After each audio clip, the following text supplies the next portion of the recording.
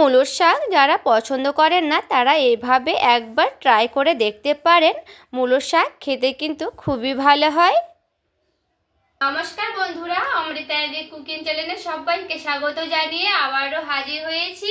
তো যে সকল বন্ধুরা ইউটিউব চ্যানেল থেকে দেখছেন তারা প্লিজ চ্যানেলটিকে সাবস্ক্রাইব করে পাশে থাকবেন, আর যারা ফেসবুক থেকে দেখছেন তারা পেজটাকে ফলো করে রাখবেন। তো স্কিপ না করে পুরো ভিডিওটি দেখার অনুরোধ রইল, আর লাইক দিয়ে ভিডিওটি দেখা শুরু করবেন। তো চলুন রেসিপিটি শেয়ার করা যাক। দেখুন বন্ধুরা, এখানে আমি নিয়ে নিয়েছি মূলোর শাক। মূলোর শাক কিন্তু যারা খেতে পছন্দ করেন না এইভাবে রান্না করলে তারাও কিন্তু মূলোর শাক পছন্দ করবেন। তো দেখুন বন্ধুরা, এখানে আমি সেই মূলোর ডাঁটাগুলোকে বাদ দিয়ে দেব, আর সেই এই মিহি মিহি পাতলা পাতলা এই ডালগুলোকে নেব। তো আমি এইভাবে কিন্তু এই মোটা অংশটা বাদ দিয়ে দিচ্ছি, আর সেই পাতাগুলোকে একটু করে ছিঁড়ে নেব, দিয়ে এইভাবে সেই মিহি পাতা মিহি ডালটাকে আমি নিয়ে নিচ্ছি। তো সবগুলোকে আমি এইভাবে খুব ভালো মতো করে পরিষ্কার করে বেছে নেব। তো চলুন সবগুলোকে আমি বেছে নিচ্ছি, তারপরে ফিরে আসছি। আর এই যে দেখুন বন্ধুরা, আমি কিন্তু মোটা অংশটা বাদ দিয়ে দিয়েছি, আর সেই মিহি মিহি পাতাগুলোকে আমি নিয়ে নেব। তো আমি এইভাবে কিন্তু খুব ভালো মতো করে একটু করে এইভাবে গুছিয়ে নিচ্ছি, যেন আমার কাটার সুবিধার জন্য। আপনারাও কিন্তু আপনাদের সুবিধার মতো করে কেটে নিতে পারবেন। তো আপনারা নিজেদের মতো করে একটু গুছিয়ে নেবেন, দিয়ে কিন্তু কেটে নেবেন। তো বন্ধুরা, আমি এখানে এক মুঠি এইভাবে নিয়ে নিয়েছি, এবার আমি পিস পিস করে কেটে নেব। তো আমি একটু এইভাবে সেই পেছন দিকটাকে একটু বাদ দিয়ে দিচ্ছি এইভাবে। তো আমি কিন্তু এইভাবে কেটে নিচ্ছি। এটা কিন্তু খুব মিহি করে কাটার কোনো প্রয়োজন নাই, যেমনভাবে একটু করে কেটে নিতে হবে, কাটার সুবিধার মতো করে আপনারা নিজেরা কেটে নেবেন। তো এইভাবে আমি কিন্তু খুব ভালো মতো করে কেটে নিচ্ছি শাকগুলোকে। আর দেখুন বন্ধুরা, আমি কিন্তু মূলোর শাকটাকে কেটে নিয়েছি খুব ভালো মতো করে সবগুলোকেই। এবার আমি একটা থালা নিয়েছি, থালাতে আমি ঢেলে নিচ্ছি এইভাবে।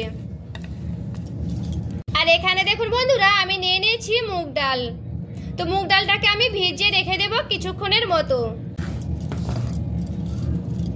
এবার আমি সেই মুগ ডালটাকে একটু ভালো মতো করে কচলে কচলে ধুয়ে নিচ্ছি, তারপরে জলটাকে বুলিয়ে নেব। তারপরে কিন্তু আমি ভিজাতে রেখে দেব প্রায় 10 থেকে 15 মিনিটের মতো।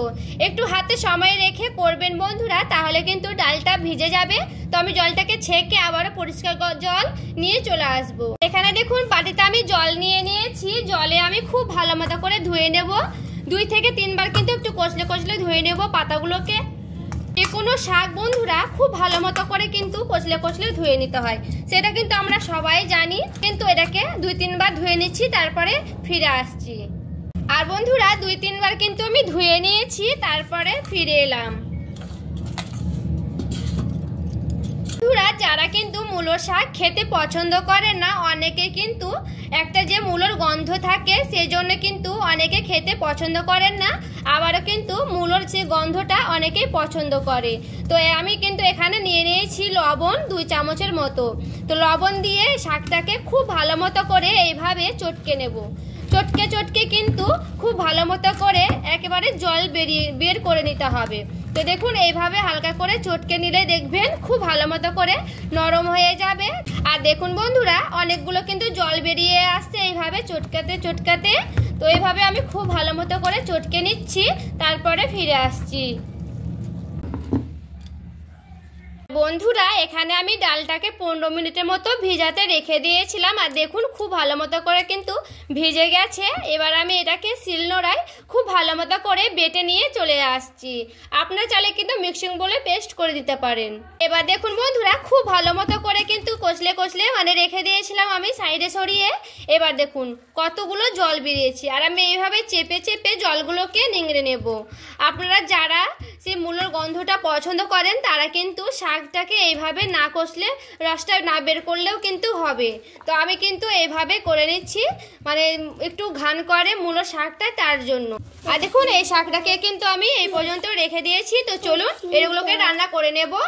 এখানে কিন্তু কড়াইটা গরম হয়ে গেছে, আর এখানে আমি দিয়ে দিচ্ছি কালো সর্ষে। তো বন্ধুরা কালো সর্ষেটাই দেওয়ার চেষ্টা করবেন। একটু দিয়ে দিচ্ছি সাদা জিরে। তো সাদা জিরেটাকে আর কালো সর্ষেটাকে একটু করে আমি ভেজে নেব। গ্যাসটাকে কিন্তু কমে দিতে হবে বন্ধুরা, দিয়ে কিন্তু ভেজে নিতে হবে, নাহলে কিন্তু সর্ষেগুলো সব ফুটে ফুটে বেরিয়ে যাবে। এইভাবে কিন্তু আমি হালকা করে আলতো হাতে ভেজে নেব। এবার দেখুন সর্ষেটাকে ভাজানো হয়ে গেছে। এবার আমি একটা বাটিতে ঢেলে রেখে দিলাম। যেটা আমি সর্ষে আর জিরেটা ভেজে রেখেছিলাম সেটা কিন্তু আমি বেটে নিয়েছি শিলনোড়ায় খুব ভালো মতো করে। তো শেষে আমি দিয়ে দেব। দেখুন বন্ধুরা কড়াইটাকে আবার ভালো মতো করে পরিষ্কার করে নিতে হবে। এরপরে দিয়ে দিচ্ছি আমি সরিষার তেল। দেখুন বন্ধুরা তেলটা কিন্তু খুব ভালো মতো গরম হয়ে গেছে। এখানে দিয়ে দিচ্ছি কালো জিরে। এবার আমি এখানে কিন্তু পেঁয়াজ কেটে রেখেছিলাম, সেই পেঁয়াজটাকে দিয়ে দিচ্ছি। খুব ভালো মতো করে পেঁয়াজটাকে আমি ভেজে নেব। পেঁয়াজটাকে দেখুন লাল লাল করে ভেজে নিয়েছি বন্ধুরা। এবার আমি সেই শাকটাকে, যে জলটাকে শুকিয়ে রেখেছিলাম, এবার আমি সেই শাকগুলোকে দিয়ে দিচ্ছি। শাকটাকে দিয়ে খুব ভালো মতো করে এবার নাড়াচাড়া করে নেব। আপনারা চাইলে কিন্তু শাকটাকে হালকা করে ভাপে দিতেও পারেন বন্ধুরা। আমি দিয়ে দিচ্ছি পরিমাণ মতো লবণ, পরিমাণ মতো হলুদ। এবার খুব ভালো মতো করে একটু নাড়াচাড়া করে নেব। একটু অনবরত কিন্তু হালকা আঁচে রান্না করে নিতে হবে সময় ধরে। আমি ঢাকা দিয়ে দিচ্ছি বন্ধুরা। এবার কিছুক্ষণ পর ফিরে আসছি। কিছুক্ষণ পর ঢাকাটাকে উঠিয়ে নিয়েছি। এবার হালকা করে এভাবে অনবরত আমি নাড়তে থাকবো। আঁচটাকে কিন্তু আমি একেবারে কমিয়ে দিয়েছি। কমে একটু নাড়াচাড়া করে ভেজে নিতে হবে। এবার দেখুন বন্ধুরা আমি কিন্তু ঢাকনাটা উঠিয়ে নিয়েছি, আর অনবরত কিন্তু আমি নাড়াচাড়া করে নিয়েছি। তো বন্ধুরা এখানে কিন্তু আমি গ্যাসটাকে কমিয়ে হালকা করে ঢাকা দিয়ে নাড়াচাড়া করে নিয়েছি, যেন শাকের এই ডালগুলো বা শাকগুলো খুব ভালো মতো করে যেন সেদ্ধ হয়ে যায় তার জন্য। তো এইভাবে আমি একটু করে সাইড করে নিচ্ছি। এখানে দেখুন সেই মুগের ডালটা আমি বেটে নিয়েছি। শাকগুলো সাইড থেকে ভালো মতো করে যেন সেদ্ধ হয়ে যায় তার জন্য বাটিটা বুলিয়ে একটু ভালো করে জলটা আমি দিয়ে দিচ্ছি। তো শাকটাকে দিয়ে আর ডালটাকে দিয়ে একটু ভালো মতো করে নাড়াচাড়া করে নেব। আর বন্ধুরা এখানে কিন্তু অনবরত নাড়তে থাকতে হবে, নাহলে কিন্তু সেই ডালগুলো কিন্তু তলে লেগে যাবে, পুড়ে যাওয়ার সম্ভাবনা থাকবে। তো অনবরত কিন্তু একটু নাড়ার চেষ্টা করবেন। দেখুন আমি কিন্তু অনবরত এইভাবে একটু করে ভালো মতো করে নাড়াচাড়া করে নিচ্ছি। আর গ্যাসটাকে একটু করে কমিয়ে দিতে হবে, তারপরে কিন্তু ভালো মতো করে নাড়াচাড়া করে নিতে হবে। তো আমি কিন্তু অনবরত এইভাবে নাড়তে থাকছি বন্ধুরা। একটু ভালো মতো করে সাইড করে নিচ্ছি এইভাবে, যেন ভালোভাবে ডালটাও যেন কাঁচা গন্ধটা না থাকে তার জন্য। দেখুন বন্ধুরা এইভাবে ভালো মতো করে নাড়াচাড়া করে নিয়েছি, আর সাইড থেকে একটু এইভাবে আমি আবারও করে নিয়েছি। আমি কিন্তু এখানে অনেকবার নাড়াচাড়া করেছি বন্ধুরা, আর কাঁচা গন্ধ কিন্তু চলে গেছে ডালের। তো এইভাবে কিন্তু একটু আমি সাইড করে রেখে দিয়েছি। দেখুন বন্ধুরা আমি কিন্তু নিয়ে নিয়েছি চিনি। চিনিটাকে আমি দিয়ে দিচ্ছি স্বাদ ব্যালেন্স ঠিক রাখার জন্য। এবার চিনিটাকে দিয়ে অনবরত এইভাবে ভালো মতো করে নাড়াচাড়া করে নেব। চিনিটাকে দিয়ে 5 মিনিট আমি রান্না করে নিয়েছি। এবার আমি নামিয়ে নেব শাকগুলোকে, তারপরে দেখাচ্ছি। আর এই যে দেখুন বন্ধুরা শাকটা কিন্তু আমার পুরোপুরিভাবে রেডি হয়ে গেছে, আর আমি নামিয়ে নিয়েছি কড়াই থেকে। তো দেখুন কতটা লোভনীয় লাগছে দেখতে। আপনারা কিন্তু এভাবে বাড়িতে তৈরি করে দেখতে পারেন। গরম ভাতের সঙ্গে কিন্তু খেতে খুবই ভালো লাগবে বন্ধুরা। তো আমার আজকের এই রেসিপি কেমন লেগেছে আপনাদের অবশ্যই আমাকে কমেন্ট করে জানাতে ভুলবেন না। ভালো লেগে থাকলে প্লিজ একটি লাইক করে দিবেন, আর চ্যানেলটাকে সাবস্ক্রাইব করে আমার পাশে থাকবেন। তো দেখা হচ্ছে আরও একটা রেসিপির সঙ্গে। সবাই ভালো থাকবেন, সুস্থ থাকবেন।